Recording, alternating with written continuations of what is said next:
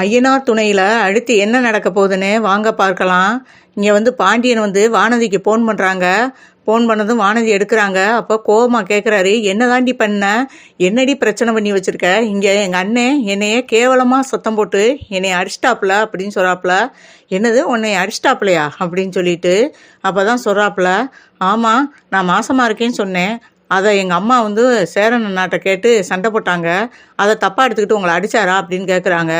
ஆமாடி, நீ பண்ண வேலைக்கு அடிக்காம அப்படின்னு சொல்லிட்டு, ஏண்டி அப்படி ஒன்று நம்மளுக்குள்ளே நடக்கவே இல்லை, எப்படி இப்படியெல்லாம் பச்சை பொய் பேசியிருக்க, அதுவும் இந்த விஷயத்தில் போய் இப்படி ஒரு பொய்யை பேசியிருக்க அப்படின்னு சொல்லி கேட்குறாங்க. நான் என்ன உண்மையைத்தானே சொன்னேன் அப்படின்னு சொல்லவும், என்னடி உண்மையை சொன்னியா அப்படின்ட்டு, என்னடி விளையாடுறியா அப்படின்னு கேட்குறாப்புல. ஏன் எதுக்கு இப்படி டென்ஷன் ஆகுற அப்படின்னு சொல்லிட்டு கேட்குறாப்புல. ஏண்டி நீ பண்ண காரியம்லாம் சின்ன காரியமா, இது டென்ஷன் படாமல் என்னடி பண்ணுறது, என்னை வீட்டில் உள்ள ஒரு மாதிரியா தப்பாக பார்க்குறாங்கடி அம்பிட்டு பேரும் அப்படின்னு சொல்கிறாப்புல. சரி நான் வந்து சமாளிச்சுக்கிறேன், கவலையை விடு அப்படிங்கிறாப்புல. செய்கிறதையும் செஞ்சுவிட்டு கவலையை விடுங்கிற அப்படின்னு சொல்லி கேட்குறாப்புல. ஏன் பாண்டி இவ்வளோ கோவப்படுற, நான் வீட்டில் வந்து எல்லா விஷயத்தையும் அங்கே வந்து விவரமாக சேரணுன்னாட்ட நான் சொல்லிக்கிறேன், சொன்ன பிறகு உன்னை யாரும் தப்பாக எடுக்க மாட்டாங்க, ஏன் டென்ஷன் ஆகுற, விடு இதெல்லாம் பெருசாக எடுத்துக்கிறாத அப்படின்னு சொல்லவும், உனக்கு தைரியம் ரொம்ப தாண்டி அப்படின்னு சொல்லவும், ஆமாடா தைரியம் இருந்ததுனால தான் வேற ஒருத்தனுக்கு என் ஆத்தா கல்யாணம் பண்ணி வைக்க போயில அதை நிப்பாட்டிட்டு நான் ஓடியாந்தேன், தைரியம் இல்லைன்னா இந்நேரம் வேற எவனாவது என் கழுத்தில் தாலி கட்டியிருப்பேன், அது தெரியுமா, இப்படி ஒரு பொய்யை சொன்னதுனால தான் நான் தப்பிச்சேன், உனக்கு பொண்டாட்டியாக வரணும்னு ஆசைப்பட்டதுனால தான் நான் அப்படி ஒரு பொய்யை சொன்னேன் அப்படின்னு சொல்கிறாங்க. வானதி இவட்ட என்ன பேசி புரிய வைக்கிறதுனே தெரியல. சரி வாடி நேரில் பேசிக்கலாம் அப்படின்ட்டு வச்சிடறாரு. இங்கே வானதி அம்மா அதோட விடலை, இவளை எப்படியாவது ஆஸ்பத்திரி கூட்டிகிட்டு போய் இவளை செக் பண்ணணும், ஏன்னா இவள் பொய் சொன்னாலும் சொல்லுவா அப்படின்னு சொல்லிட்டு அவங்க ஒரு முடிவு எடுக்கிறாங்க. எப்படியாவது இவளை ஆஸ்பத்திரி கூட்டிகிட்டு போகணும் அப்படின்னு சொல்லிக்கிட்டு இருக்கையிலேயே, அடியே உன்னை நான் ஆஸ்பத்திரி கூட்டிகிட்டு போகலாம்னு இருக்கேன் அப்படின்னு சொல்லவும், வானதிக்கு என்னது ஆஸ்பத்திரி போனால் உண்மை தெரிஞ்சிருமே அப்படின்னு சொல்லிட்டு இவங்க இப்போ என்ன பொய் சொல்லி தப்பிக்கலாம் அப்படின்ட்டு யோசிச்சுக்கிட்டு இருக்காங்க. இங்கே பார்த்தா சேரன் வந்து இப்படி பண்ணுவேன்னு தெரியல, பாண்டியை எவ்வளவோ நம்பியிருந்தேன், இவனுக்காக எப்படியாப்பட்ட பொண்ணாக இருந்தாலும் பரவாயில்ல, நீங்கள் சீக்கிரம் ஒரு பொண்ணை பாருங்கன்னு நேற்று தான் புரோக்கர்கிட்ட சொல்லிட்டு வந்தேன், இவன் இந்த காரியம் பண்ணி வச்சிருக்கான், இப்படி பண்ணுவேன்னு நான் நினச்சி கூட பார்க்கல அப்படின்னு சொல்லிட்டு வீட்டில் சொல்லி புலம்பிக்கிட்டு இருக்காரு சேரன். விடுங்கண்ணே உண்மை எது பொய் எதுன்னு இன்னும் நம்மளுக்கு சரியாக தெரியலை, அவங்க சொல்கிறத வச்செல்லாம் நம்ம வந்து தீர விசாரிக்காமல் இப்படி அவனை அடிச்சு விட்டீங்களே அப்படின்னு சொல்லிட்டு, ஏமா இந்த விஷயத்த கேள்விப்பட்டுட்டு எப்படிம்மா அவனை அடிக்காமல் இருக்க சொல்கிற அப்படின்னு சொல்லி சொல்கிறாங்க. இல்லைண்ணா நீங்கள் அடித்ததெல்லாம் சரிதான், அது என்ன ஏதுன்னு வந்து கேட்டுட்டு நீங்கள் அவர் மேலே கை வச்சிருக்கலாம்ல, உங்களுக்கு அடிக்கலாம் உரிமை இல்லாமல் இல்லை, இருந்தாலும் ரெண்டு பக்கமும் நம்ம தீர விசாரிக்கணும்ல அப்படின்னு நிலா சொல்கிறாங்க.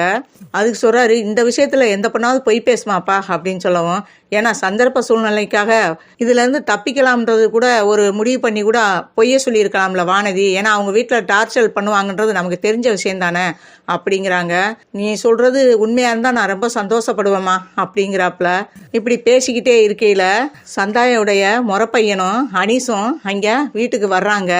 வீட்டுக்கு வந்ததும் வீட்டுக்குள்ளே ரெண்டு பேரும் வர்றாங்க. வந்ததும் அனீஸ் பதட்டத்தோட சேரனை பார்த்து அனீஸ் சொல்கிறாரு, பையா இந்த பையன்தான் சந்தாயா முறை மாப்பிள்ள, நான் தான் சொன்னேன்ல பையா ஊரில் இருந்து வர்றாங்கன்ட்டு, நான் எவ்வளவோ சொல்லி பார்த்தேன் கேட்கல, இப்போ வீட்டை காட்டு, நான் சந்தாட்ட நேரையே நான் பேசிட்டு போகணும் அப்படின்னு சொல்லிட்டு என்னை கூட்டிகிட்டு வந்து இங்கே வீட்டை காமிக்க சொன்னாப்புல, அதான் பையா கூட்டிகிட்டு வந்தேன் அப்படின்னு சொல்லவும், அப்போ அந்த பையன் வந்து கோவமாக கேட்குறாப்புல, ஹிந்தியில் தான் பேசுகிறாப்புல, இங்கே எதுக்கு உங்களுக்கு தேவையில்லாமல் இங்கே எதுக்கு ஏன் முறை பண்ண கூட்டியாந்து வச்சுருக்கீங்க அப்படின்னு சொல்லி ஹிந்தியில் பேசுகிறாப்புல. அந்த இடத்துல நடேசனும் இருக்காரு. நடேசன் தான் சொல்கிறாரு, இப்போ என்ன அந்த பொண்ணுக்கு விருப்பம் இல்லாமல் உன் மேலே விருப்பம் இல்லைங்குது, நீ அந்த பொண்ணை கல்யாணம் பண்ணுவேங்கிற, ஆனால் அந்த பொண்ணுக்கு விருப்பம் இல்லாத கல்யாணத்தை நீ பண்ணி என்ன பண்ண போற அப்படின்னு நடேசன் கோபமா ஹிந்தியில் கேட்குறாரு. அந்த முறப்பையன் வந்து சேரனை பார்த்து கேட்குறாப்புல, இங்கே பாருங்க, நான் வந்து என் முறப்பண்ணை கல்யாணம் பண்ணிக்கிறதுக்கு தான் இங்கே வந்தேன், நீங்கள் ஏன் தேவையில்லாமல் உங்கள் வீட்டில் கூட்டியாந்து ஏன் முறப்பண்ணை வச்சுருக்கீங்க அப்படின்னு கேட்குறாப்புல. அதுக்கு வந்து சொல்கிறாப்புல, அப்போ பக்கத்தில் வந்து நடேசன் இருக்காரு.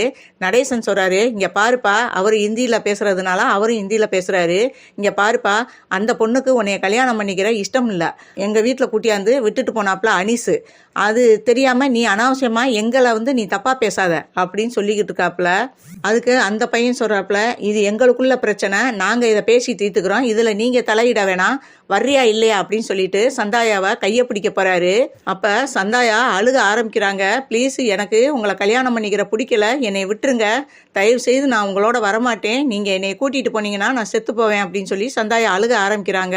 நிலாவும் எவ்வளவோ பேசி பார்க்குறாப்புல, அந்த பையன் இப்போ என்னோட அனுப்பலைன்னா நான் இங்கே வந்து உங்களை உண்டு இல்லைன்னு பண்ணிடுவேன் அப்படின்னு ஹிந்தியில் பேசுகிறாப்புல. அப்போ தான் நடேசன் சொல்கிறாரு, என்னடா ஓவராக பேசிக்கிட்டு திரியிற, போனால் போயிட்டு போகுதுன்னு பொறுமையாக சொல்லிக்கிட்டு இருந்தா ரொம்ப எகறிக்கிட்டு இருக்கியே என்ன அப்படின்னு சொல்லிட்டு அவர் கோவமாக பேசுகிறாரு. ஒழுங்காக இந்த இடத்த விட்டு போயிரு, அந்த பொண்ணுக்கு பிடிக்காத விஷயத்த நீ எதுக்கு வந்து வம்பு பண்ணி அந்த பொண்ணை இழுத்துட்டு போகணுங்கிற அப்படின்னு சொல்லவும், அதுக்கு சந்தாயா கொஞ்சம் கூட யோசிக்காமல் சேரன் கையை பிடிச்சி, என்னைய ப்ளீஸ் இவர்கிட்ட இருந்து காப்பாற்றுங்க அப்படின்னு சொல்கிறாங்க. நான் என்னப்பா பண்ண முடியும் இந்த விஷயத்தில் அப்படின்னு சொல்கிறாப்புல.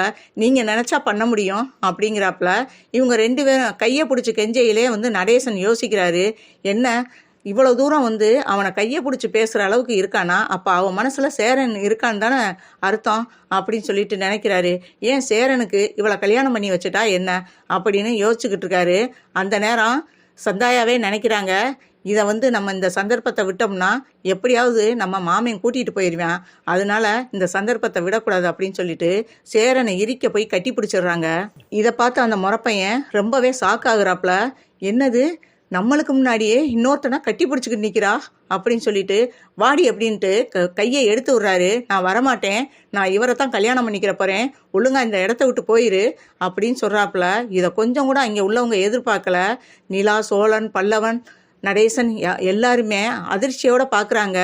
என்னது, அப்போ இவன் மனசுக்குள்ளே வந்து சேரன் இருக்கானா அப்படின்னு சொல்லிட்டு இவ்வளோ தூரம் அந்த பொண்ணே வந்து நான் சேரனை தான் கல்யாணம் பண்ணிக்கிறவேன்னு சொல்லையில் இன்னும் இவனோட அனுப்பி விடக்கூடாதுன்ட்டு அப்போ தான் வந்து ரொம்ப தைரியமாக பேசுகிறாரு. இங்கே பாருடா, இனிமே அந்த புள்ள மேலே உன் கை வரல் பட்டுச்சு, உன் கையை இந்த இடத்துல வெட்டி பிடிப்பேன் ராஸ்கல், ஒழுங்காக இந்த இடத்த விட்டு ஓடி போயிரு அப்படிங்கிறாரு. என்னைக்கு அந்த பொண்ணு உன் மேலே விருப்பம் இல்லைன்ட்டு, அது என் மகனை உனக்கு முன்னாடியே இன்னொருத்தனை கட்டி பிடிச்சிக்கு நிற்கலை, இதுக்கு மேலே இந்த பொண்ணை நீ கல்யாணம் பண்ண நினச்சேன்னா அவ்வளோதான், நடக்கிற கதையே வேற. இப்போ சொல்கிறேன்டா கேட்டுக்கடா, இது என் வீட்டு மருமகடா அப்படின்னு சொல்கிறாரு. இதை கேட்ட முறப்பையன், அதெல்லாம் முடியாது, நான் இந்த இடத்த விட்டே போக மாட்டேன் அப்படின்னு சொல்லிக்கிட்டு இருக்காப்புல. இப்போ என்னடா, இவன் பொண்டாட்டியானா போயிடுவேன் அந்த இடத்த விட்டு, கட்டுடா தாலியா அப்படின்னு சொல்லிட்டு தாலி எடுத்து கொடுக்குறாரு நடேசன். இதை கொஞ்சம் கூட எதிர்பார்க்கல சேரன். அந்த பொண்ணுக்கு உன் மேலே விருப்பம் இருக்க போய் தாண்டா இவ்வளோ வேத்துக்கு முன்னாடி உன்னைய கட்டி பிடிச்சி நிற்கிது. இதுக்கப்புறமும் அந்த பொண்ணை புரிஞ்சுக்கிறலனா நீலாம் என்னடா மனுஷன், அந்த பொண்ணை காப்பாற்றணும்னு நினச்சேனா நீ இவ கழுத்தில் தாலி கட்டித்தான் ஆகணும், அப்போ தான் இவன் இந்த இடத்த விட்டு போவேன். இவன் உனக்கு பொண்டாட்டி ஆகிட்டா இவன் அதுக்கப்புறம் இவனால் ஒன்றுமே பண்ண முடியாது, அவனே பேசாமல் கம்முன்னு போயிடுவேன், இல்லைன்னா இவன் பிரச்சனை தான் பண்ணுவேன், ஒழுங்கா நான் சொல்கிறத கேளு, அவள் கழுத்தில் தாலியை கட்டு அப்படின்னு சொல்லவும், அப்போ நிலாவும் சொல்கிறாங்க, ஏன்னா யோசிக்கிறீங்க, கட்டுங்க நான் தாலியை அப்படின்னு சொல்லவும் தாலியை கையில் வாங்கி சந்தாயா கழுத்தில் கட்டுறாரு.